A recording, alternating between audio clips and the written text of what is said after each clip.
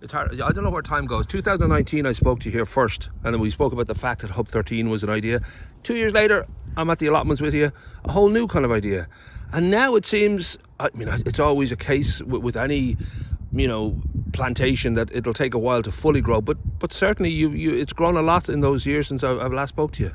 Yeah, it's been quite a diverse and exciting journey, if you put it like that. We'll take a walk. Actually, we'll head towards the allotments just to give people an idea of what we're dealing with here. But this is at right now. To me, it seems like everything's functioning. Or do you still feel, well, I've got some more work to do? I need to keep planting. Need to keep working out exactly what people need and how to deliver. And well, yeah, it's a moving feast somewhat, because the overall plan will be constantly developing, and we designed a whole plan around this in 2017, 18, 19. And the allotments were actually meant to start this year, but because of COVID, we brought the whole thing forward. Right. So the hub has been up and running since July 2019. Just this weekend gone, we launched the start of the Creator Studios, which has been a long-term project to get hub users like tech and design alongside creators in two different parts of the building, but with an area where they come together.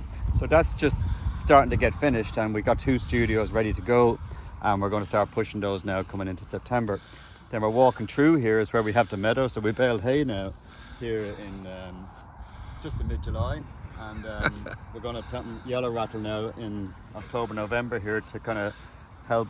By law, I think you always have to have a Citroen 2CV in the corner as well with any of these sort of developments. Yeah, absolutely. There's a yeah. law, And a John Deere European apparently law. as well. EU funding if you have a 2CV sitting in your yard. Yeah, that's a mum's car. I drive around it now and again.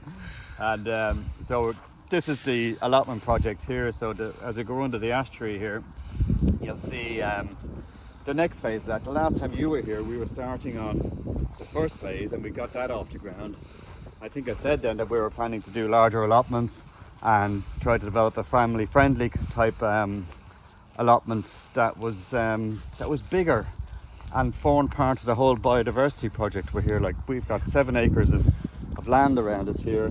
Wow. And we said we'd start a biodiversity project to kind of help address what's going on in Wicklow with this biodiversity loss and get some balance coming in here. So you can see to your left there, these areas that are enclosed by the fences, they're actually the size of our big allotments. There are 3 new ones here which we left just grow. We enclosed them, let them grow. This one here gives you an illustration of the size. Those teepees are another business I have. I sell teepees as well. Nice. So, down here, if we go down here, it'll give you a good idea of what our planting is. So all the perimeter of these large allotments is planted with all food producing trees. We did a series of tree guilds this year, and we let go a while to see what comes up, and then we clear out again in late winter, early spring, and that gives us a real interesting mix of basically all types of plants that we planted, and let's see what comes up to the ground because of it. The selection was based on attracting insects, bird life into areas within and beside the allotments. So this is a typical allotment that a family would have, and some allotments this size are split into 2. So that allotment up there to the east with the polytunnel, or the small polytunnel, that's 2 families. So it's the next one, 2 families, and mostly it's aimed at families coming together. They rent this space, they grow their produce, or a place for kids to hang out in a really natural environment that's developing all the time. And by developing, I mean planting. And we did some sculptures here.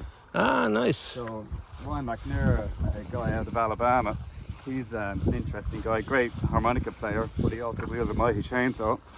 And he did a few sculptures for us. You're finding, like John Hess, when you have an exhibition currently, and we'll talk about the artist in residence too, but he's a Canadian pianist who is a professor, and then suddenly he's doing painting. You seem to find these dual-talented, these multi-talented individuals.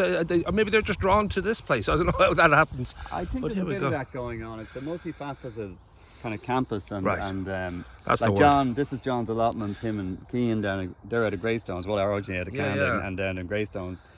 His Irish lady brought him back to Greystones to live out the rest of their lives. So we got chatting, and he wanted to do a load of pencil drawings, and I said, well, look, fancy being in the studio? I told him about the scheme. He said, yeah, let's do that. So part of the deal is you you mentor whoever wants to be mentored in the hub. Mentoring is just ball hopping, basically. Chat, bit of experience. This is what I do. Just have another look at it from an artistic perspective, mixing that with business, see what comes of it. Right. And so that idea. Sorry, my lurcher here is sort of decided we've suddenly got a greyhound racetrack that he wants to check out. but that idea of like the artist in residence, are these all things that just sort of evolve out of, you know, being open to ideas, or did you sit down with a pen and paper and say, these are the things I'm going to achieve back in 2019? No, it didn't. We knew we wanted to develop creator spaces, but the arts and residence came about. We said, right, you know, how do you get tech and art working together or having a chat? And says, right, ball hopping.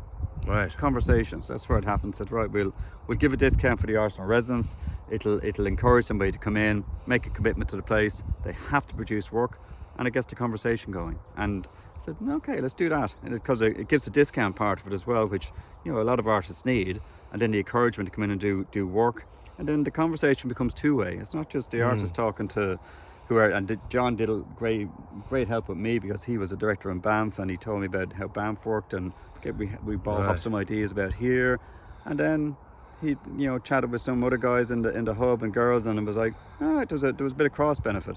And that's what we're after. That's what we're trying to develop, so that when somebody's working in the hub or is in the creator studio, it's not a separate space. You're part of pollination. You're part of a community that kind of talks about things and how their business is going, and how they might have an input into this, or your creative activity, or, you know, sales. How do you sell art? How do you develop art?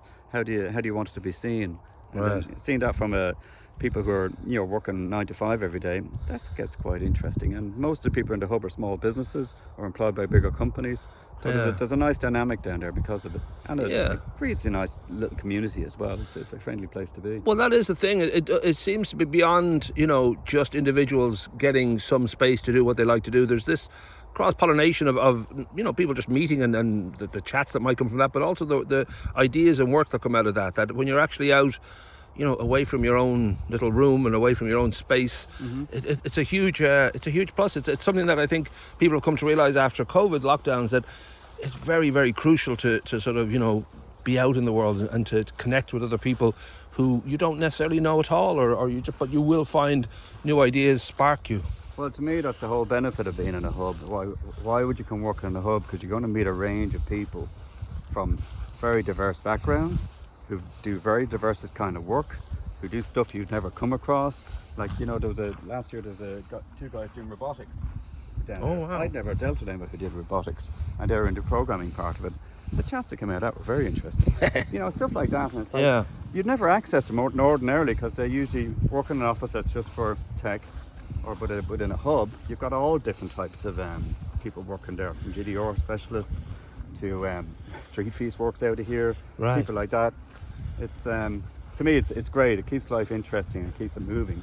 It does seem to have held on, you know, to people that you don't need to, you know, because of the lockdowns, people suddenly stopped doing the commute, and of course some need to, but a lot of people realize they don't need to. And this idea that you could have a much easier life and a much more kind of productive life, really, when you take away 2 to 4 hours of travel every day. It's amazing how good it does for the brain. Yeah, and part of the idea of all this is that, you know, if you're working in an office, you know, within a couple of hours you need to get out, have a cup of tea or whatever, but you come up for a 5-minute walk up here, clear the head, back to the desk, 10 minutes, 15 minutes. So that's one of the reasons we developed the larger allotments and the fields, that it becomes a forest garden. And as the forest garden develops, what a place to hang out. You know, what a place just take 10 minutes out, collect your thoughts, have a chat with somebody else or yourself, and you know, we're dog friendly here as well. So, you know, what treaty users have dogs, you know, and they come out here, have a walk, have a play, walk back down, get back to work. And it's a great campus because of that, because it's not an industrial estate. It is a small farm, and it is small farm diversification. It's like, how can you hang on to a small farm and make it work when commercially it's not productive anymore? You know, or it's not profitable. This is one of the ways you can do it, while also giving back to nature and giving a cool place to work. You Is know, it hard to get people to leave sometimes? I would imagine it might be a little bit more fun people here than only at leave home. when either the workers call them back and they're read the Riot Act, Right. or they have to move on to. But at the end of the day, I'm thinking even just to get somebody out the door. Look, I know you don't want to go home, but you really have to leave. We do yoga here every Wednesday. That we open Right. up that teepee there, and a lot of the people stay for that, and just to and then they get home. They're in a totally different zone again. They get home. Right. So they've worked at that bit of yoga. They're home. They're done. And their partners love it. We'll put this up on the text now, but obviously people, they can check out, the availability of in the hub if they wanted to sort of try out the idea of not driving into the city or driving wherever to go. And also if you're working at home, I find now that if I go out, and thankfully I get to go out like with interviews and all that, it really does make a difference to, even just when you sit back down to work, the idea that you're not just in this, isolated one room kind of scenario. But Yeah. I'll put all the little kind of links and information for that. On the allotments front, are there allotments available? Is this a sort of a slow process of a waiting list, or how does that work? Yeah, on the smaller allotments which are located further up there, they're Yeah. full. And Right. but on these ones, the concept isn't fully understood yet. It's a Danish and kind of Russian concept. It's that you have this kind of landscape, and it's common to everyone except where you have rented your space, and Right. that's the spaces that would be rented there. Gotcha. There's 3 of those available. Right. But everywhere else, all the planting we've done, all the fruit, all the nuts, whatever it produces, is common to everyone, be you a bird, a human, whatever. So Right. the use of all this, it's not just your little space. You can hang out up there, you can hang out by over there. That's what all the sculpting and stuff is for, to encourage people just to use the space. And you grow all your produce there, and you hang out with your kids there, or your neighbours, whoever you come in on this with. That's the concept. So the whole place becomes your allotment rather than just the little space you rent. We seem to have come up with a new breed for this generation. You talk about, like, there's a sort of wonderful mix here of hippie and yuppie, but there's I guess like that new generation, and the pair and others will be part of it, and you can see it all over Instagram. People sort of recognize the value of things, when it comes to the earth, when it comes to just not, leaving a big slap of a footprint behind, but just realizing also just the well-being, I guess, of just how you're working and where you're working. And this seems to be a perfect example of that it's the blending of absolutely, get some work done, plant some seeds. These things are amazingly rewarding. Absolutely. If you're working, you have the choice, first choice on the allotments. Working in a place where you look after yourself, you're number one. If you're not working right, the whole thing starts to go askew, your family, your life, whatever. Yeah. And looking after yourself is what it's about, and being able to work in a fab place. Right. Up to you whether you do it or not. But if you're self-employed or you have the opportunity to work remotely, working in places like this is, to me, it's the future. And if that's the future you choose, you can dive right in here. It's all here, set up, ready to go. It has a look of a place that you might get the odd naturist walking around as well. I don't know if that's happened yet. Hasn't happened yet. Okay, I'll keep an eye out look for forward it. to it. Have your camera ready.